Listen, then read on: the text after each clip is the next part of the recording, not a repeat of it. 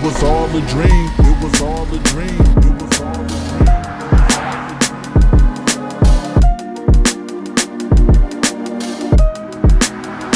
It was all a dream. It was all a dream. It was all a dream.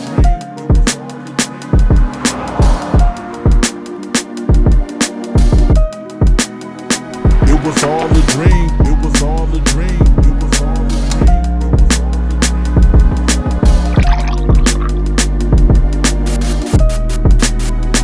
It was all a dream. It was all a dream. It was all a dream. What's up, everybody? Welcome to the It Was All a Dream podcast. I am your host, Rob Spruill. We're in a new setup, as you can see. Still flavorful. Grateful for these guys having us. But today's guest, after spending 30 years as a homemaker, raising children, she decided to step into her second career in 2018 as a CEO of 3P and 2 Security Recruiting. By 2021, she became a managing director of Networked Live, proving that major career transitions are not only possible, but achievable with the right mindset. In addition to her leadership roles, she's a speaker, she's a trainer, dedicated to helping women break through limiting benefits and redefining their careers. She empowers others to recognize their past and present does not dictate their future. I'd like you guys to give a nice warm welcome to Catherine Pierce, y'all. Thank you. How you doing this afternoon, Catherine? I am doing fantastic. Super excited to be here and visit with you. And I've never been to this part of Phoenix before. So. Actually, maybe I have because I've been to Venture Cafe, which is down the way. But yeah, it was a nice journey getting here. Nice. I'm glad that we were able to make sure we got you here. Yes. And make things happen. So we're going to get into things right away. Perfect. You're not originally from here, right? No, we moved here from the Seattle area 3 years ago. Oh, okay. Yeah. So Washington, just like myself. That's right. We're here. Let me see here. Where do I want to start? In 2018, what inspired you to make the leap from homemaker to CEO? Well, all of our kids were grown and mostly had fled the nest. And I was taking care of my mother-in-law, who was at the end of her life, and she graduated. And I was just kind of like, what am I going to do now? Because there's not, my whole purpose of being a stay-at-home mom was to be able to take care of the kids and things like that. Well, now I didn't need to. Right. And so I just thought, I can't imagine staying at home and like puttering. So I thought I'm gonna start a career. Why not? I'll try having a career outside the home. And the opportunity to start working at 3P&T came, and so I just jumped in and figured I was learn as I went along. So Nice. What do you feel is the biggest mental shift you've had to make as far as transitioning into a career? Overcoming imposter syndrome was huge for me because in my mind, I didn't have any marketable skills that translated to the business world. Mm-hmm. And so even though I had the experience of, watching my husband and evolve in his business and things like that, I just felt like I was a fraud. And I was afraid that people would know that I was, I didn't know what I was doing. And part of it was too, is just having the belief in myself that I can make this happen. And because I had a lot of talk of why would they hire me when I'm just new in the cybersecurity recruiting space when there's people out there that have been doing it for 10 years, And I remember listening to a training, or maybe I was in a class or something, and the teacher said, one of the benefits that you have as a new person in this industry is that you are not going to do things the same old way everybody else has. And so I was like, oh, I can latch onto that. So that really helped me to think, okay, you know what? I don't have to do it like, it's been done for the last 10 years. I can put my own spin on it and make it grow in the way that I want it to. Nice. What do you feel has been the toughest part about starting a new career later in life, though? Again, the imposter syndrome, just feeling like I'm almost like I'm late to the game, because most people at my age in life, because I started when I was 50, Okay. are like in the, either the mid or to the end stages of their careers. They're thinking about retirement. And I'm just this newbie, getting out in the workforce and launching. So that was probably it, is just feeling like I should know more than I do, even though I didn't have the experience to know it. Understood. How do you feel like your experiences as a homemaker prepared you for like leadership in the business field? That's really a great question, because like I said before, I thought I didn't have any like transferable skills, but as a mom, I'm negotiating every day as a homemaker, and having to manage. We have 4 kids, so having to manage schedules and projects, and just all of the different facets of the home. Project management, leadership, and not leadership by dictatorship. That's how I grew up. But leadership by love and example, and hey, have you ever thought of this? And having to figure out, because obviously we raised all 4 of our kids the same. Every single one of them has a different personality. So what works with one kid absolutely does not work with another kid. And so, it's the whole people management, HR, whatever it is, having to really find what works for each child, and helping them to be able to maximize their potential and the opportunities that are before them. So a lot of it did transfer over. I just didn't make that correlation initially. So when you finished up school, did it just go straight into family life, or did you go to college, or? I did a little bit of college. I never finished college, never graduated. And we got married with the thought that both Tab and I were going to finish school together. And, we started working, and then, a year and a half later, we had our first baby. So after that, it was just like, okay, I'm focusing on raising our family. Understood. So I met Tab through a good friend of mine named Chad. I knew that I wanted to start the podcast, and I wanted to find ways of meeting people that were in the entrepreneur field. And he had mentioned that he was in a group with a gentleman named Tab. I should reach out to him. Tab and I had a great conversation virtually. He invited me out to a mixer as well as a luncheon where I had a great time, met a lot of great people. Network Live. Explain to the people what Network Live is and its purpose. Okay, Network Live is a business. We're more than training and mentoring. We're a business community, really. We are focused on having business professionals, entrepreneurs come together and have a place where people get them. Because I was having this conversation last night at a mixer, and this gal came from corporate. She was in the banking industry for 10 or so years, and she was laid off. And then so she still has all of her friends that are working the 9 to 5 and can check out on the weekends and things like that. Well, she started her own recruiting business. And she's like, I just feel like I'm weird now to them, because they don't understand why I just don't try and apply for another 9 to 5 job, when that is not my calling. My calling right now, is I want to be an entrepreneur. I want to work for myself and set my own schedule and have all those benefits. And, she said the last 13 months or 14 months have been like the biggest growth journey that I have ever been on. And she said, there's no way I'd go back. She goes, but I really feel isolated. And I think a lot of entrepreneurs feel that isolation. Like, who can I commiserate with? Who can I, who can talk me off the ledge? Because we definitely have those days where we're, needing to have that talk off the ledge. So we host monthly mixers to get business professionals together. It's not, when we first took over the company, it was a lot of people just exchanging business cards. And we were like, no, that's not how we're doing it now.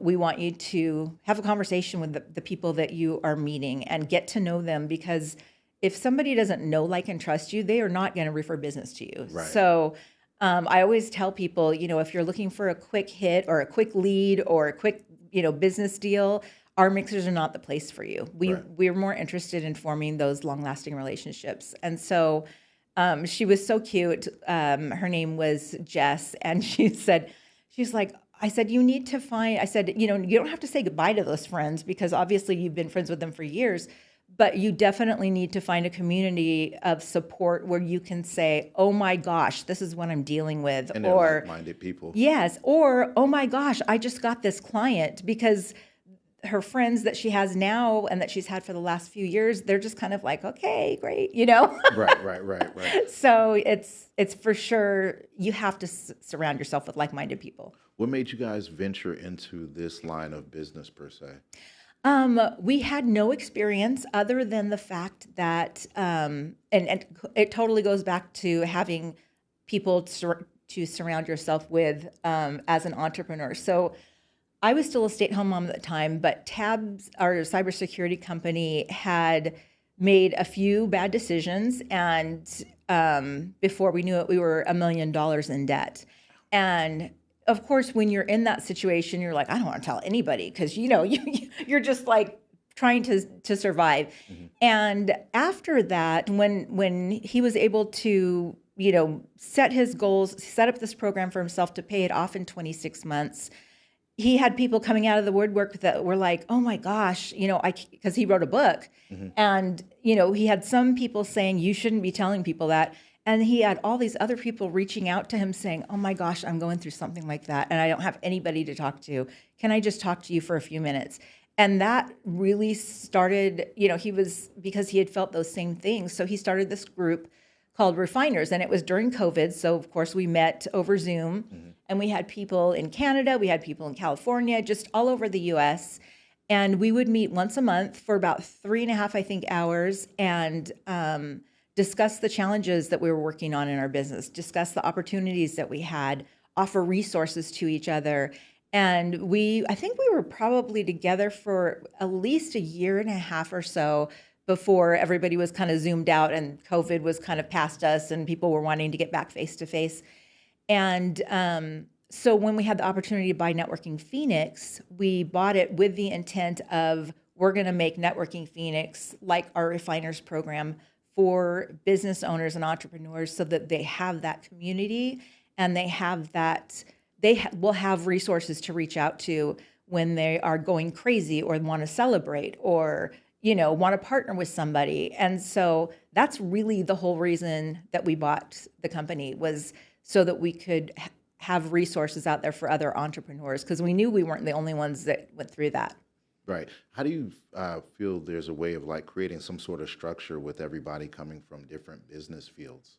That's a great question. Part of the thing that makes it work is that we've really tried to foster a culture and a community of, there is plenty for everyone. Right. I can be a recruiter, you can be a recruiter. And the way I do something, even if we're in the same, hitting the same industry, there's plenty for everyone. And so we've never felt like, we can only have one person in this industry show up at an event or that kind of a thing, because you can partner and refer each other, because there's some people that I'm going to resonate with that maybe you're not going to, and vice versa. And if I have somebody on the ready that I can say, oh, you need to call so-and-so, then this, he's going to be perfect. He'll be able to totally hook you up and help you out. That's where the power comes from, is because I don't think the majority of our members feel that competition or feel like, I'm trying to think of the word, cooperation. I don't know. Anyway, maybe I'm making something up, but the collaboration and all boats rise with the tide, type of mentality. And so we've never been, there are tons of networking groups out there, and we've never felt like, we have to keep our people and they shouldn't be joining other groups. No, because other groups offer different things than we do. So we've never had the thought of, we have competitors necessarily, because we just want to collaborate with people. And honestly, we attract the kind of people that want that environment. If it's somebody that's wanting, 10 leads, a meeting or things like that, that's not for, there's a great place for them, and that's BNI or some of the other organizations, but that's not us. We're more on educating and uplifting and providing resources and collaboration for people. Yeah, I think at the last luncheon, I feel like I connected probably best with Chris Yes. there. He has a great personality, and he's a very outspoken person Yeah. and to the point. Yes. And that's something that I enjoyed. I didn't feel like he sugarcoats how Yep. he feels. And for me, I like that because you don't have to worry about, what he's up to or wearing a Exactly. certain type of mask and things of that nature. He's he just seemed like real. Yeah. he seemed like a really good guy. Yeah. So I definitely shout out to you, Chris. We'll definitely chat. I know we've been in each other's inboxes a little bit, but he seems like a good guy. So I definitely want to circle back and chat with him at some point. You help women transition careers. What's the first step in shifting their mindsets? The first step and one of the reasons why I'm glad that I went into my field at 50 is it's like, I am not a brain scientist. If I can figure out how to do it, anybody can. And it's really just a matter of showing up every day, believing that you can do it. If you need, having a mentor or somebody that can kind of help show you the ropes or just encourage you, You have a mentor? Right at the moment, yes, I do actually. And I absolutely love her. And it's somebody, knew that we met since we came down here. And I'm always looking to level up and get to know people that are the next level above me because there's so much that I can learn from them. Why try and do, as I was doing this morning, why try and do things that are out of my wheelhouse? So I need a landing page made. Right. No, I definitely get that. And I'm just like, Tab looks at me, he's like, go to Keep. Go get somebody on Keep to do it. They can do it, so much faster and less heartache and tears and screaming and cussing and all that stuff. And so I ended up doing that. But I sometimes, especially as you're first starting out, you have the thought of, no, I'll just do it myself because I'll save the money. Yeah. But there's a difference between saving money and making revenue. And if my attention is on building a landing page that takes me 8 hours, sadly, yes, that's how long it takes. No, I get it.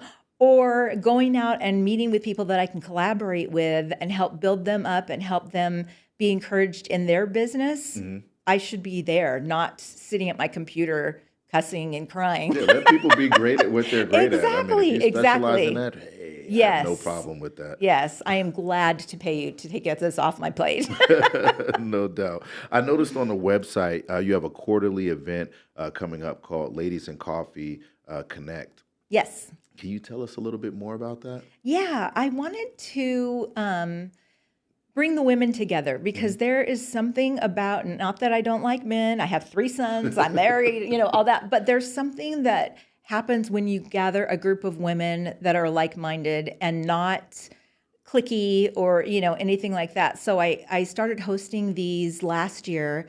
And we just get together at a venue and we have coffee. Everybody gets to introduce themselves. It's not, nobody's sales pitching. It's really to get to know each other. And it's been really fun. We had, at the last one that we had, it was I think we had about 15 or 20 women. And it's perfect because it's a smaller space, smaller group. And so you do have the opportunity to actually sit down and talk with people and find out, do they have a family? Do they, have animals? Do they like to hike? What they like to do outside of their business, even though as entrepreneurs, we pretty much are working all the time. Right. At the beginning anyway. So No, I definitely understand that. And now we've reached the part of the show that's called And if you don't know, now you know. Now you know. Now you know. Now you know. Now you know. Now you know. Now you know. This is the part of the show where I had the opportunity to ask your peers to provide questions that they may not know about you. Are you ready? I am. Okay.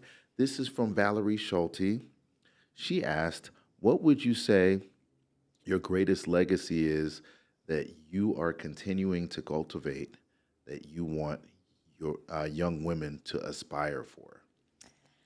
Wow. That is, it's a great question. I want young ladies, young women of any age to realize that wherever they are, like you said at the beginning, we have a great friend. Her name is Yvonne Delafour, and she has a saying that is, your past is not a place of residence, it's a place of reference. And so when I first started in the career world and I was thinking to myself, oh, I'm just a stay-at-home mom, even though I think that's the hardest job in the world, Very much so. that I could step into the next role, whatever it is. And I met, like I said, a couple women last night that were either pivoting in their careers or moving into a new area. And I just was like, yes, you can absolutely do it. There's no reason on earth. If somebody else has done it, you could absolutely do it. There are YouTube videos, there are, Google, there's ChatGPT, Right. there's all the information that you need out there. And seeking out mentors, because what I found, and I thought this was interesting, a lot of times, and I felt like this at first too, if I reached out to somebody on LinkedIn because I wanted to, find out how they got to where they were or things like that, at first I was nervous about it. And then I found that as I reached out to people and connected with them, they were more than happy to share their tips with me, more than happy to say, oh, here's a great resource. You should read this book, or follow this person. And that's just what I found is most people, especially if they have a heart for giving, which I like to think more people than not have, but they are going to be willing to share those resources because it's like, again, it's just, there's plenty for everybody. And if I can instill that belief of you can absolutely do anything that you want to do in the next generation, then that's everything to me. Yeah, closed mouths don't get fed. That's right. The next question is from Laura Woolman. She asks, what is a common mistake people make when networking? Oh, there's a lot. Let's go. There's a lot. Collecting business cards and not really finding out about the person, having a stack of business cards on your desk, and even if you make the attempt to enter them into whatever CRM or Google sheet you have, if you don't follow up with them and really reach out and try to get to know them more than, hey, I sell insurance, or hey, can you buy this from me, or that kind of a thing. Really getting to know somebody. And so when we first started doing the networking events, I hated networking events because I had bad experiences at the two that I had attended. Really? And they weren't here. They were up in Seattle. Wow. And I remember, so this networking event, somebody walks up to me, what do you do? And at the time, I think that I had just started my recruiting, business. And I started to tell him what I did. And he was like, oh, okay. And he turned around and walked away. He didn't even say like, oh, good for you, and tell me what he was doing. It was just like, okay, you're not my people, and out. And I was just like, no, that is not how you do it. And so connecting with somebody one-on-one when you're in that environment of, they're just people. I used to, when we first started, I would get really overwhelmed because I'm like, what if I don't say the right thing? What if I, they think I'm stupid? All those things that you can have, especially if you're new to networking.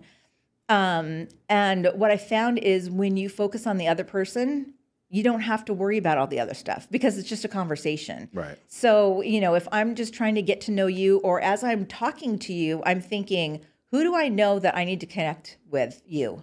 And that's really one of the things that I try and do is, who is it that I could introduce to you that either could be a referral partner or somebody to collaborate with, or just an amazing human being that you should know. So that's the first thing, is make sure that when you're attending those events, try and just find one or two people, especially if it's a larger crowd. Find one or two people that you can really connect with, and then reach out to them, call them, follow up with them. I have a great friend that has like a system that she has set up for her introductions and follow-ups. And so when we were having coffee, she was like taking notes about, as we were talking, she was like, oh, this person would be good to introduce you to. This person would be good to introduce you to. And she's like, now it's not going to happen probably for a month because I'm like 85 people deep in my spreadsheet of who I need to introduce people to. Right. And I was just like so impressed that she had this whole System. Yeah, which is so smart. And so like last week or the week before, I started getting these emails that she was introducing me to people, and I just smiled because I was just like, first of all, awesome for her because she actually does what she says she's going to do. Follow through. Yes, and that she has that system. And I was listening to a book called I think it's called How to Be a Power Connector. And that's one of the things that she talks about is having a system that you can, just not have like the stack of business cards on your desk that you're like, I can't even remember where I met them, that kind of a thing. So following up, reaching out and, finding common interests with each other. And, the business will come later. It's a longer game, Right. but once you really, are friendly with somebody and you can let your guard down, they let their guard down, that's when the magic really happens is, I just love this human being and I want to do whatever I can to help them. Yeah, I have to get better with that myself. I'm still working on those quirks. It's more on the lines like I'm more of a people watcher. Oh, More yeah. on the lines to try to figure out like, oh, okay, I heard him talk or I heard her talk. I like those points that she made or I like those points that he made. And I kind of gauge off of those situations. Then it Yes. turns into a to be continued because I went to an event. Now I got to go to another event. Right. Because I have to make sure, that person's energy is the same as the last time Exactly, in order yes. to, decide if I want to move forward. So I kind of slow roll the process. Yeah. But I'm And getting that's better. fine, because, some people are like that and they want to take it easy and take it slow because there are people out there that are completely fake and are fraudulent and are your best friend today and they're stabbing you in the back tomorrow. That's just how it is. But if you are, I just feel like if I am coming and offering my heart to somebody and rooting for you and wanting the best for you, that I'm going to get that at some point in return. Do you feel like there's a wall that comes up the older you get when you think about circles becoming smaller? I think that's probably the biggest thing that I fight with more in the lines of being a person is I don't feel like it's ill will towards people Right. in general. It's just more in the lines of like me letting my guard down, Yes. so to speak, and being more vulnerable to those Yes, situations. yes. And wanting to learn more before sharing, I guess, so Right. to speak. Yeah. And I think that is, I want to say it's more of a male issue. I mean, just because women, I get together with women and we have no problem just, this is what's going on in my life, and we'll just talk and commiserate and that kind of a thing. Yeah. But I think because in society, the men are supposed to be the strong ones. There's not supposed to be anything going on with you. You're not supposed to be wacko, all these other things. But for women, we can show up and be messy and we embrace each other in that messiness.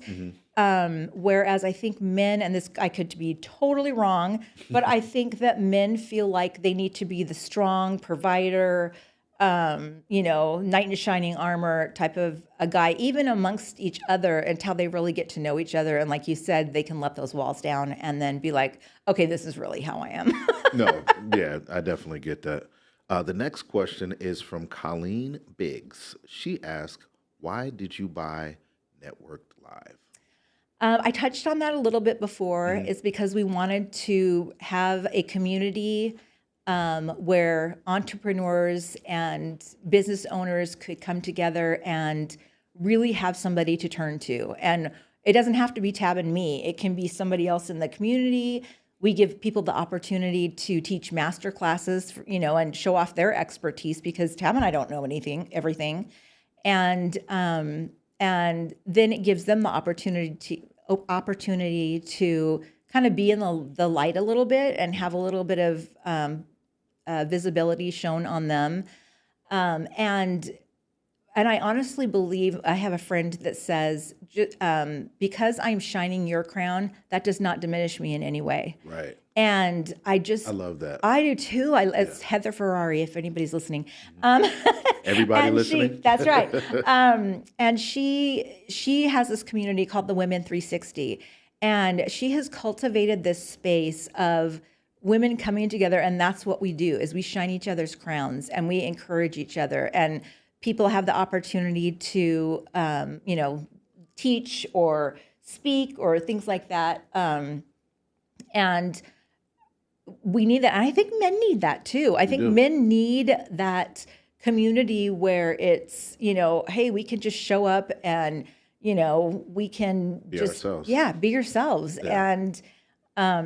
And that's something that Tab talks about all the time. He's like, why is it that women will like form groups or they'll get together or whatever, but Egos you don't, for men. I think so. Yeah. That you just, you don't really, it doesn't come as natural, I guess, to have like a group of friends or a group of colleagues that you can just be yourself with. Yeah. It just takes a longer time, I feel, with Yeah. men just because of that bravado and men wanting to carry this mystique of like, whatever type of aura of this is who I am. And then with time, obviously, things change. So for me, I created this podcast because I've always championed entrepreneurs or people that have created their own way. So aligning myself with you guys and coming on board and coming to some of your events there has been an eye-opener for me. And it's crazy because it's just like, well, I interview entrepreneurs, but these are my first outings to an actual entrepreneur event. So here I am around like-minded people, but still trying to understand myself, what this gathering represents, what these people are really about. In hindsight, they're the people that I really want to talk to and learn more about. It's just, me just kind of taking it all in. So probably a little bit overwhelmed more so than anything totally. initially. Yeah. But definitely with good intent and wanting to see what other people bring to the table and what their goals and ambitions are as far as the future goes. Yes. What advice do you have for women who feel stuck in their current roles? My advice would be, and there's obviously all kinds of different scenarios, but if they're in a current role that they are not, that they don't enjoy, start looking for something that they would enjoy. What are your talents? What do you like doing? And start, if you can't, just quit your job and start a new thing or whatever, start incorporating more and more of that into what you want to do in your spare time or in your off hours, or even if, for example, if you want to move from recruiter, for example, I say that because both of us have the recruiting background, but if they want to go from recruiter instead to being like an HR consultant, start, reaching out to people in the community that are those HR leaders and talking to them, what's the best way for me to go about doing this? Always ask for help. And that is hard because I am not a person that likes to ask for help, but you're going to go farther faster if you ask for help. Otherwise, you're going to feel like you're spinning the wheels and you're going to have that imposter syndrome coming in. And just know that where you are right now is not where you might be in 5 years if you take the right steps. Right. What's one mistake you made in business that turned out to be a valuable lesson? Oh, that's a good one. Spending money on marketing when I didn't really vet the person that was supposed to be the guru. Oh, wow. So yeah, it's a very expensive lesson, and I started to kind of beat myself up about it, and Tab was like, I've done that, because I'm like, I'm wasting our money, that kind of a thing. And he's like, look what I've done, over the last 15 years. We've had a bankruptcy. We went $1 million in debt and we're able to pay that back. But we all make mistakes. And the important thing is to, okay, what can I learn from this situation? And then move forward. But beating yourself up about it is not helpful. And one of the things, when either Tab or myself gets down or discouraged, the other one of us will always say, what would you tell a friend if they were in this situation? Because I would never talk to my friends like I do to myself when I'm beating myself up. Never. Those words would never come out of my mouth. And so it's a great way to just kind of stop myself in the moment or stop him in the moment and then go, oh yeah, you're right. This is just emotional and what have you. But I think we have to be learning all the time. It's not, you want your career trajectory or your business to go from this to, up the ladder, straight line, no bumps. And it's not, it's a hairball of a mess. And Thank you. and you just have to know going into it that you're going to have highs, you're going to have lows, and things are not going to work out the way that you have it planned on your goal sheet or whatever, but it might work out even better. Yeah. What's next for you and Network Live, and are there any exciting projects or goals that you guys are aiming for before the end of the year? Yes, we are going to be launching new programs specifically for entrepreneurs. It's called Profit Makers, to help them really understand the financial basics of what they need to know. A lot of people will jump into entrepreneurship or business, or being a business owner, and their thought is, oh, I'll just sell more, and that will fix my revenue problems or my financial position. And really, there's so many other things you could do. We have a wonderful member of our community, Rick Langley, who's the one that's going to be kind of heading up some of these groups. And, he's got this software and, figuring out, oh yeah, you were there. Yep. Figuring out that, you can, find places where you have subscriptions you're not using, or, things that you don't need that are just on reoccurring payments. Yeah. And that is the easiest way to raise your bottom line, is get rid of the stuff that you don't need instead of, I got to sell $60,000 more worth of product in order to make that $12,000 that I'm going to save. And so when he pointed that out, I was just like, my mind was blown. I was like, oh my gosh, because that's where that's where we ran into problems with Caliber is, Tab's thought was, oh, we'll just make more sales, and that didn't help the underlying problem, which was we were keeping people on in hopes of getting this contract with a major Fortune 100 company that never came through. So we had people sitting on the bench for 8 weeks that we were paying. Yeah. And so, there's just so many opportunities for us to learn and grow. And I don't know if I answered that question or not, because I kind of rambled. Sorry. No, we were just talking about, how you'd like to, what's next for Network Live and any projects that Yes. So that's one of the projects. We're also going to be kind of creating a journey for, depending on where they are in their entrepreneurial journey, if it's somebody just starting out, being able to build that strong foundation, or maybe they just need to learn how to network, that kind of a thing. We'll have the Profit Makers program. We're also launching a more executive level group that will come together and really more like our executive business lunch and come together to really help solve challenges and business problems together, and just share resources on a monthly basis. And then ultimately we're going to create a program it'll be the Refiners program. And it will be for the executive level entrepreneurs or business owners that need that peer-to-peer advisory board, is really what it is, and have that so that I was talking with somebody this morning, and they were in an executive position, and he said, I didn't have anybody to talk to when I needed to talk to somebody because if you're talking to other executives, especially if they're in the same organization, he's like, they're just going to slit your throat and backstab or whatever. Right. And he said, and that was one of the reasons why it was Rick Langley, actually, because he was a CFO at several organizations.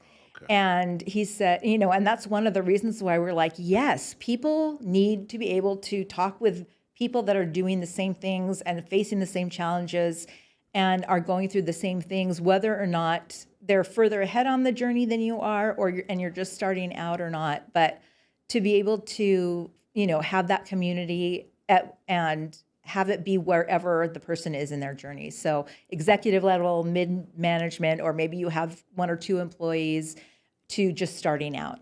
Understood. Yeah. One thing I want to say before we get up out of here is that I have a lot of admiration for your growth as a person and the things that I've looked up online and read about you, as well as coming to the mixers and having more of an understanding. I think about like my mom and her ambitions. When my parents went their separate ways, she had the opportunity of trying to become a late bloomer and figure things out, and she had a hard time with doing so. So to see someone in that space is admirable, to say, Thank you. there is no deadline on when your goals are can or can't be achieved through that process. It's more of a mindset, more so than anything. So I just wanted to definitely tip my hat to you. Oh, thank you so much. I appreciate Most that. definitely. When you look back at everything you've accomplished, what do you hope that people remember most about you? That that I tried, and that, you know, I'm putting my best foot forward, that I'm human, I'm going to make mistakes, I don't have to be perfect. And I think, I don't know if men have that, but women for sure have that. I can't shoot this video until my hair's in place and this pimple is gone and, whatever. And really, it's about just get out there and do it. Whatever it is, take one step towards your goal and start building on that. And sometimes taking that first step is the most overwhelming part, because you're just like, that mountain is so big that I want to climb, but you have to do it one step at a time. And so I want people to remember me for just doing things, one step at a time. It may take me slower and I might start a lot later than everybody else, but I'm still going to go out there and try and pursue that and try and pour into others and build others up. Good. Well, that's great. Hey, we would definitely like to thank Catherine for her time today. I appreciate you greatly for coming out. For those entrepreneurs or those that are looking to network and figure out what it is as far as making next steps, if you're looking to venture into the entrepreneur world, check out networkedlive.com. And that's ED at the end, networkedlive.com. Catherine and Tab are amazing people. I plan on attending more events in the future and have some people that I'll be bringing out to some functions that'll be coming up in the near future as well. So I want to thank you for your time again. Thank you for inviting me. This was great. No problem. And you guys have heard it here with none other than Rob Sproul with It Was All a Dream podcast. Till next time.